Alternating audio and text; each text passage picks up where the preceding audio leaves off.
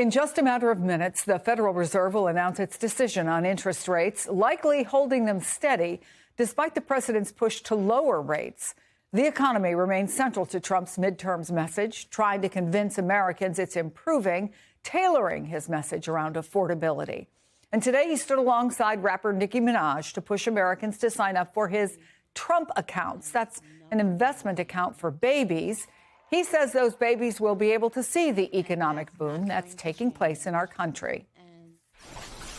This is a boom that's taking place, the likes of which we've really never seen. I don't think people, get it yet. Not a lot of people, they don't get it. They don't see the thousands of businesses being built, the hundreds and hundreds of massive factories that are going up all over.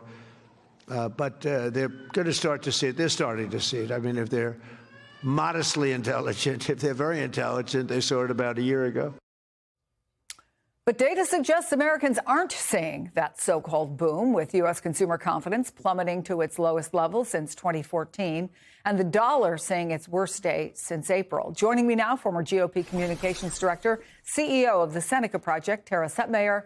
Also with us, veteran financial journalist and publisher of The Message of the Markets on Substack, Ron Insana. I guess there's a lot of people who are not even modestly intelligent. They just don't get it. Walk us through this disconnect of what people say they feel and experience and what the president's saying. Well, every time he says it's a boom, the likes of which we've never seen before, first of all, on its face, that is an inaccurate statement. We've seen booms in the 1990s, from the 1950s through the 1960s, much stronger than the period in which we find ourselves today. The labor market's a little soft.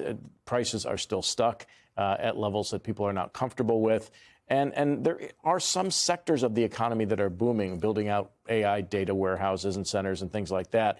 But this is not a traditional boom in the sense that everyone feels it. It's shared prosperity, as we've seen in prior periods. So he's describing a reality which doesn't exist for a lot of people, particularly lower and middle income individuals who are struggling to get by and are still, Chris, paycheck to paycheck. So, Tara, Trump's appearance in Iowa yesterday was aimed at boosting Republican standings in the midterms. We're expecting to see more of these in the coming weeks. How do you think his comments on the economy, especially saying if you even have, modest intelligence, you would get it, might impact GOP candidates?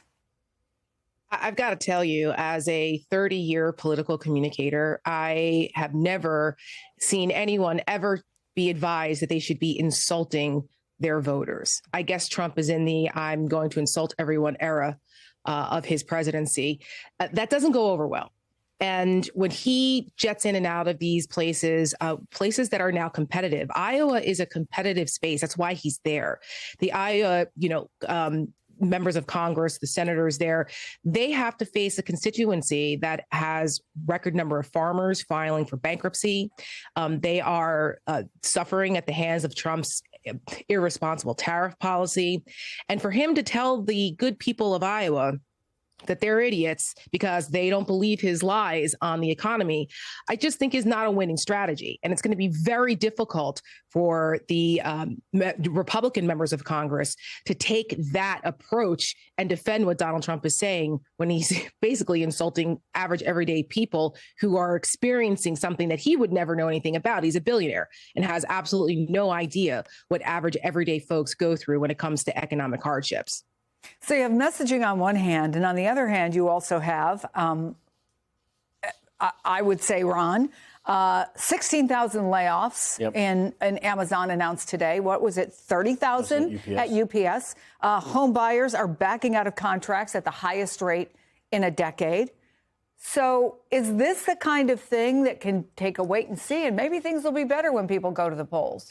Well, it's possibly because they are going to get larger tax refunds. There are going to be some benefits to the one big beautiful bill that people may feel and experience. But by the same token, Chris, I have never seen an economy this split in following economics for 41 years. I mean, there's a real bifurcation or K-shaped economy that has emerged over the last, many months, in which those who are in the top 20% of all wage earners are doing quite well. They're accounting for the lion's share of consumer spending, and those below that line are struggling to make ends meet. And then you have, even in the business community, a split. In the high technology sector, things are going really well. In other parts of the economy, not so much. And so we're seeing strains in the middle, as I said earlier, the middle to lower income, segments of the economy. And again, it's a very strange split. One of the reasons GDP, for instance, looks stronger than it really is, we've had this huge drop in imports. And when you just do this special kind of math that goes along with computing GDP, that makes GDP look much stronger than it really is. And so, yeah, we might be growing 5.4% in the fourth quarter, but that's because imports have plunged, not because exports have surged. So it gets a little complicated in the weeds when you start talking about that particular number. But it really is very much a mixed bag with respect to the economy. And the Fed will take note of that later this afternoon.